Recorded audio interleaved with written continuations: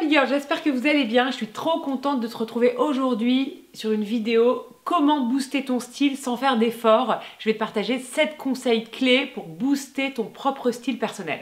Allez, c'est parti!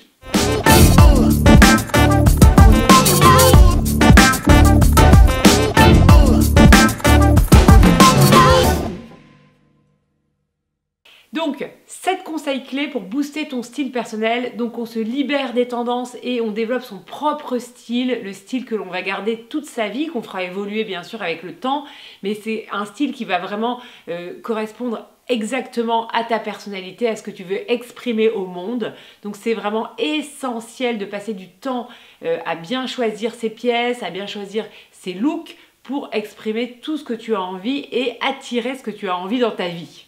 Premier conseil, habille-toi selon ta vraie personnalité. C'est pour ça qu'un test de personnalité peut te permettre d'identifier le ou les styles vestimentaires qui correspondent vraiment. Habille-toi en fonction de ce que tu veux exprimer au monde et ce que tu veux attirer dans ta vie. Si tu veux avoir plus de joie dans ta vie, mets plus de joie dans tes vêtements. Si tu veux une promotion ou un job hyper ambitieux, mets des vêtements qui correspondent à ton côté très professionnel et chic par exemple.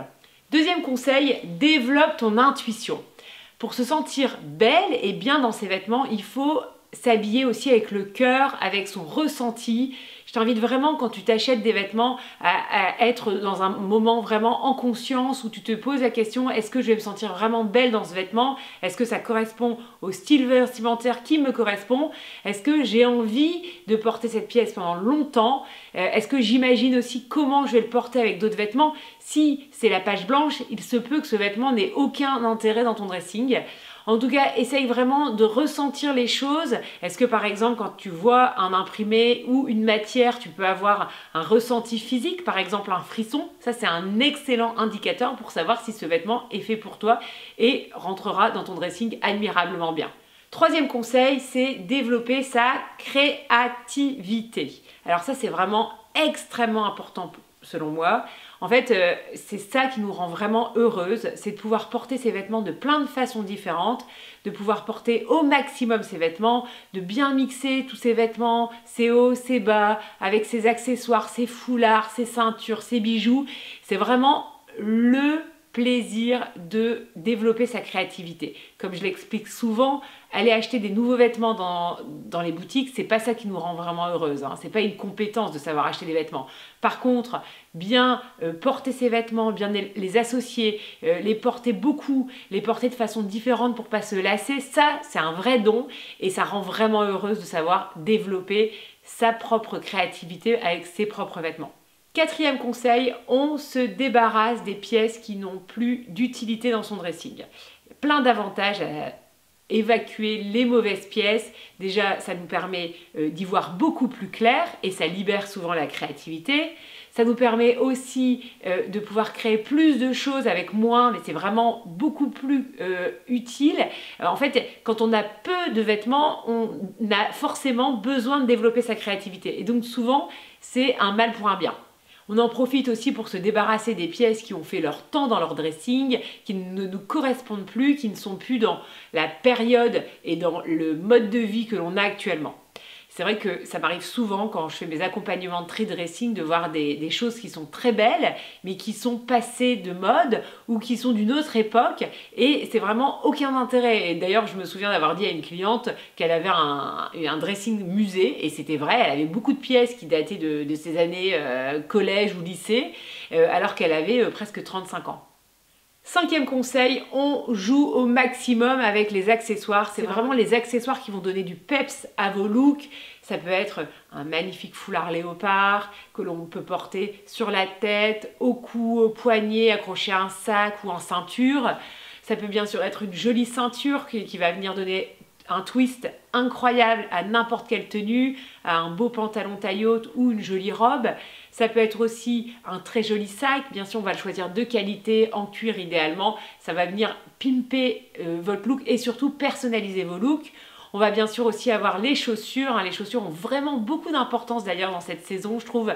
On va mettre des accessoires qui vont être forts visuellement, notamment des chaussures colorées, des chaussures rouges, vernies. On va aussi avoir des jolies bottes Esprit Santiago de couleurs un peu fortes. On va oser les chaussures très particulières qui vont donner beaucoup de personnalité à vos looks. Il est clair qu'on a une tendance forte qui est sur des jolies pièces intemporelles que l'on va garder longtemps, dans des belles matières, en chemise, veste, pull, pantalon, manteau.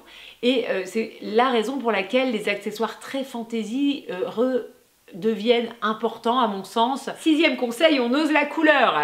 Vous le savez très bien, si vous me suivez sur cette chaîne, c'est que vous aimez aussi les couleurs. Je précise quelque chose de très important que j'entends parfois sur d'autres chaînes YouTube. La colorimétrie n'est pas du tout là pour nous enfermer dans des couleurs, parce qu'en fait ce n'est pas une question de couleur, c'est une question de nuance. C'est-à-dire que toutes les couleurs sont autorisées, quand on est par exemple une femme printemps, mais c'est une histoire de nuances de couleurs que l'on va favoriser pour être plus embellie et plus rayonnante.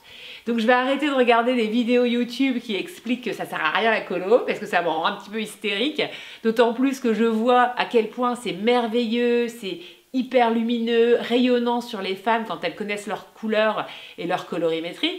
Donc, mais en fait, elles ne comprennent pas parce qu'elles n'ont pas cette subtilité. En fait, on parle de couleurs pour faire un raccourci, mais en fait, c'est question de nuances. Donc, pour info, par colorimétrie, toutes les couleurs sont autorisées, mais on va choisir des nuances différentes. On va choisir des nuances qui seront plus claires ou plus sombres, plus adoucies ou lumineuses, et on va choisir des couleurs qui seront plutôt chaudes ou plutôt froides. Voilà, et donc tous ces critères vont permettre de déterminer des nuances qui vont être impeccables pour votre beauté et être alignées avec qui vous êtes et mettre en valeur votre propre beauté. 7e conseil, amuse-toi, la vie est faite pour s'amuser et la mode existe aussi pour se sentir belle, s'amuser, bien choisir ses vêtements qui nous rendent heureuses, nous donnent de la joie. Voilà, amusons-nous, je pense que vraiment c'est mon mot d'ordre aussi, et aussi se libérer de fausses croyances. Par exemple, j'entends parfois des femmes qui se disent « Ah non, je peux pas me permettre ça, par rapport à mon âge, par rapport à ma silhouette », mais en fait c'est beaucoup dans la tête. Tout est possible et c'est surtout une question aussi d'association de pièces, d'où l'importance de bien connaître son style et bien le travailler. Parce que par exemple aujourd'hui j'ai un t-shirt rose un petit peu girly avec une salopette blanche, mais quand je l'associe avec mon beau foulard et ma petite veste en jean, et ben tout de suite je tombe dans un style qui est tout à fait en cohérence avec ma personnalité. Tout est une question de subtilité, de choix des associations, des accessoires aussi. Bien sûr, le choix de la chaussure va donner aussi une importance pour donner un côté un peu classe à la tenue, pour pas avoir un style trop girly qui correspondrait peut-être un petit peu moins à qui je suis. Tout est une question de où on positionne le curseur sur le choix des pièces et surtout comment on va mixer les pièces pour que ça corresponde vraiment à qui vous êtes. Voilà, bah écoutez, en tout cas, j'espère que cette vidéo vous a plu. N'hésitez pas à liker cette vidéo, à vous abonner si ce n'est pas déjà fait. J'ai aussi un guide gratuit, si tu veux le télécharger, tu cliques sur le lien qui est juste en dessous. Tu auras plein d'infos, notamment comment mixer tes pièces pour un style réussi. Je t'invite aussi à me suivre sur Instagram parce que je partage beaucoup de choses, notamment un challenge style. Je vais aussi donner sur Instagram des dates où je me déplacerai en France pour pouvoir confirmer votre colorimétrie en présentiel dans des villes de France. Donc ça, je suis trop contente de l'organiser sur le dernier semestre 2024. En tout cas, j'espère que ce contenu vous a plu, que ces conseils vont vous être utiles. Je vous embrasse très fort, je vous souhaite une merveilleuse semaine. À bientôt!